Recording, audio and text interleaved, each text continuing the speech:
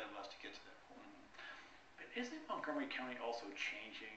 I see some reports in anecdotal talking also with people that, affluent people, some affluent are leaving the county, the population is remaining stable, but you have people on the other side of the income spectrum moving in. English is a second language, is the fastest growing expenditure in Montgomery County public schools. And I mean, it's a changing county. Do people realize that across the state? That sometimes they think about Montgomery County back here as, it's an island and where the streets are paved with gold. But isn't it changing, and it brings its own issues? Well, that's an argument that I've tried to make, and we've been at least somewhat successful trying to explain to the rest of the state that Montgomery County is not an ATM machine for the rest of the state to simply go where money's from. That there are tremendous needs in Montgomery County, that we have fairly large numbers of people who need government help and support, and we've tried to respond to that in many ways.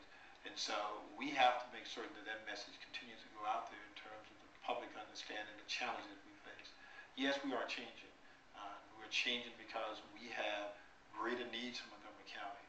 The number of students in our school system that needs free and reduced lunch is probably one of the highest in the entire state in terms of actual numbers. The number of people who need housing in Montgomery County, the number of people who aren't insured, all present unique challenges for us. And we need to be able to respond to this. And this is why I'm so concerned about making sure that the rest of the state and the region understands our needs. But why is it happening? I mean, if this is true that the affluent, perhaps or more affluent, are leaving the county, the population's remaining stable or growing slowly, almost to 1 million people, you have people perhaps on the other end of the income spectrum coming in. Is it because Montgomery County offers greater benefits and also on the affluent side, perhaps the taxes are high and those people want to move somewhere else? Well, we haven't lost a lot in terms of the affluent people leaving. It just simply has not grown as fast as it's grown in the past. What has happened though is that we've had a larger influx of people at the lower economic pendulum here. People who need the services I've just described. And when you have that, and you don't have that mix that you want ideally, it will cause some challenge. The problem that we have is that Montgomery County certainly should be a place where we welcome people of all diverse backgrounds and experiences.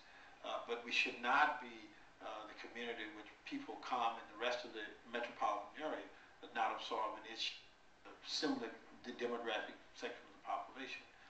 That's not something Montgomery County should do. We should do our share, but we should not go beyond what I think is reasonable. And oftentimes we have to try to balance that. We want to provide the services, but we do not want to become an attraction that people move here simply because of the services, and that we lose that sort of mix of economic groups throughout the county, because otherwise we will have an impact on our taxes, impact on services, and overall quality of life, I think, could suffer. Recently we had